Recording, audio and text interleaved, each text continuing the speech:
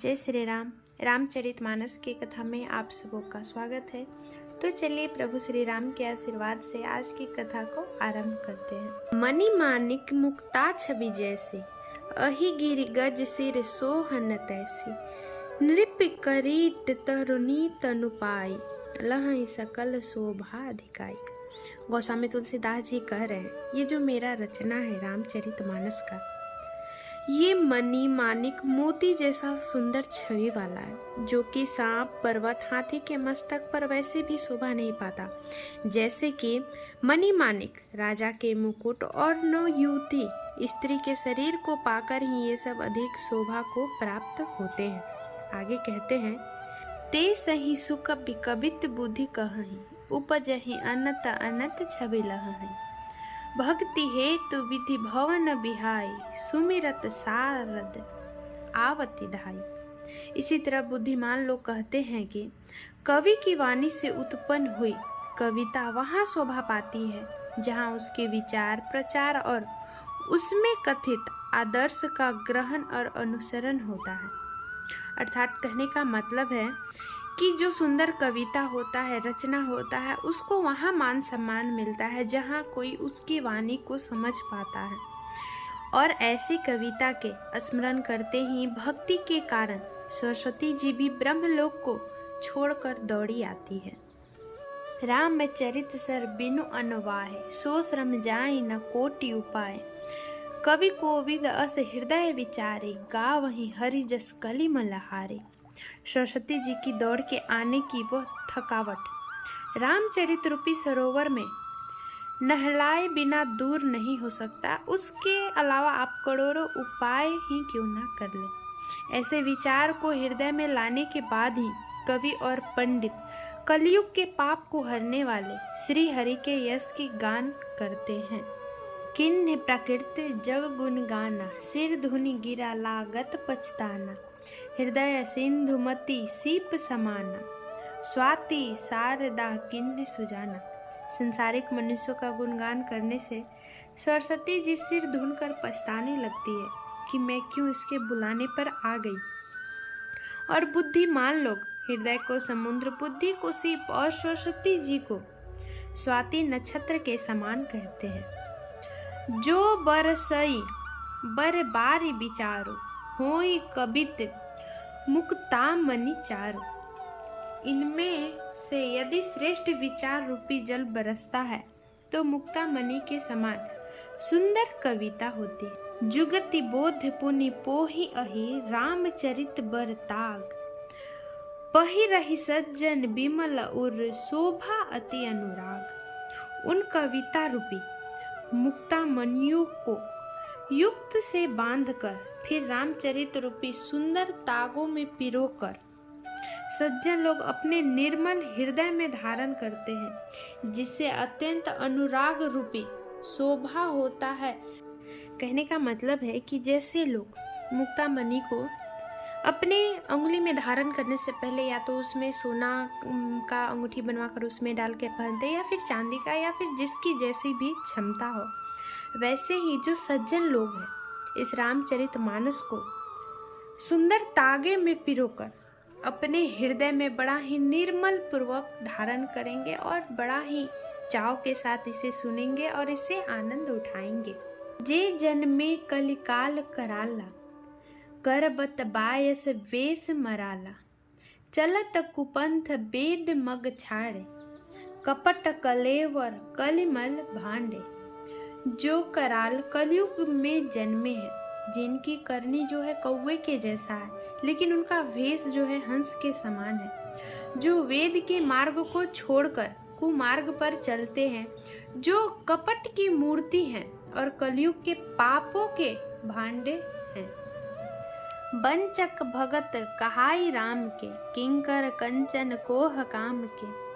तिन्न मोह प्रथम रेख जग मोरी, धिंग धर्म ध्वज धंधक धोरी।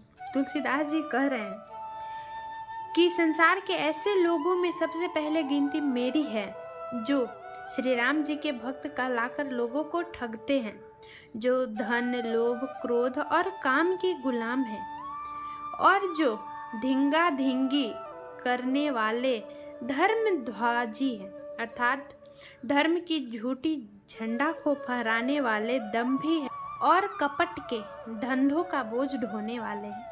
तो ऐसे ऐसे व्यक्ति के साथ अपनी तुलना गोस्वामी तुलसीदास जी कर रहे हैं।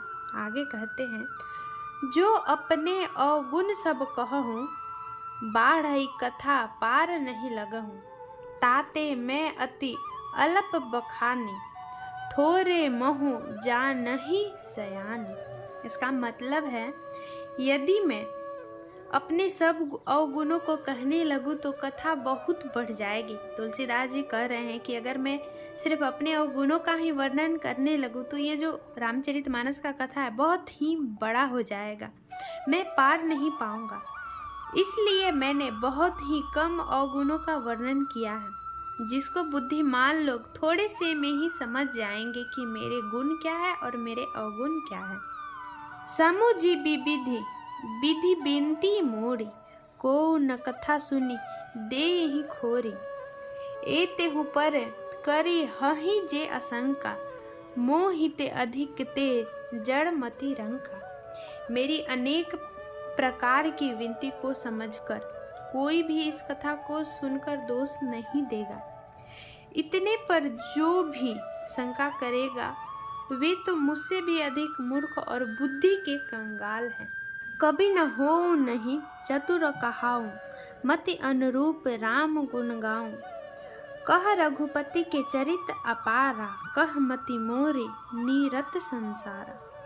मैं ना तो कवि हूँ ना चतुर कहलाता हूँ, अपनी बुद्धि के अनुसार श्री राम जी के गुण को गाता हूँ। कहाँ तो श्री रघुनाथ जी के अपार चरित्र है और कहाँ संसार में आसक्त मेरी बुद्धि है। जेहि मारुत गिरि मेर उड़ाही, कहूँ तूल के ही लेखे माही।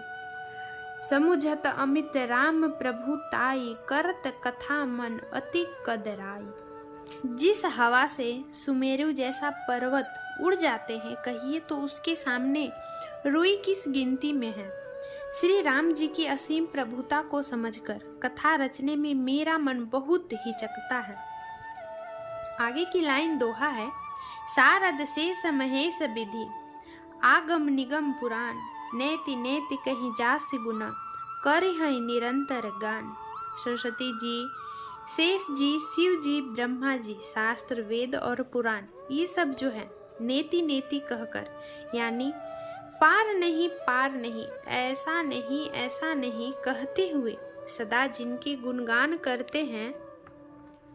सब जानत प्रभु प्रभुता सोई, तदपि कहे बिनु राहा न कोई। ताहा वेद अस कारण राखा, भजन प्रभाव भाति बहुभाषा। यद्यपि प्रभु श्री राम जी की प्रभुता को सब ऐसी अकथनीय ही जानते हैं, तथापि कहे बिना कोई नहीं रहा। इनमें वेदों ने ऐसा कारण बताया है कि भजन का प्रभाव बहुत तरह से कहा गया है, अर्थात भगवान की महिमा का पूरा वर्णन तो कोई नहीं कर सकता, परंतु जिससे जितना बन पड़े उतना भगवान का गुणगान करना चाहिए, क्योंकि भगवान के गुणगान रूपी भजन का प्रभाव बहुत ही अनोखा है। उसका नाना प्रकार से शास्त्रों में वर्णन है। थोड़ा सा भी भगवान का भजन मनुष्य को सहज ही भवसागर से पार कर देता है। एक अनिह अरूप अनामा, अज सच्चिदानंद पर धामा। व्यापक विश्व रूप भगवान, तेहि धरि देह चरित कृत नाना। अर्थात इसमें भगवान के स्वरूप का वर्णन किया गया है कि आखिर भगवान है कैसे। कहते हैं, जो परमेश्वर एक है, जिनकी कोई इच्छा नहीं है, जिनका कोई रूप और नाम नहीं है, जो अजन्मा है, सच्चिदानंद और परम धाम है, और जो सब में व्यापक है, विश्व रूप है, उन्हीं भगवान ने दिव्य शरीर धारण करके नाना प्रकार की लीला की है। तो भगवान के इसी स्वरूप को जानने के साथ आज की हम अपनी इस कथा को यहीं पे विराम देंगे। मिलते हैं अगले एपिसोड में। तब तक के लिए आप सब लोग स्वस्थ रहिए, मस्त रहिए, भगवान श्री राम के आशीर्वाद के साथ उनके भजनों का गुणगान करते रहिए। जय श्री राम।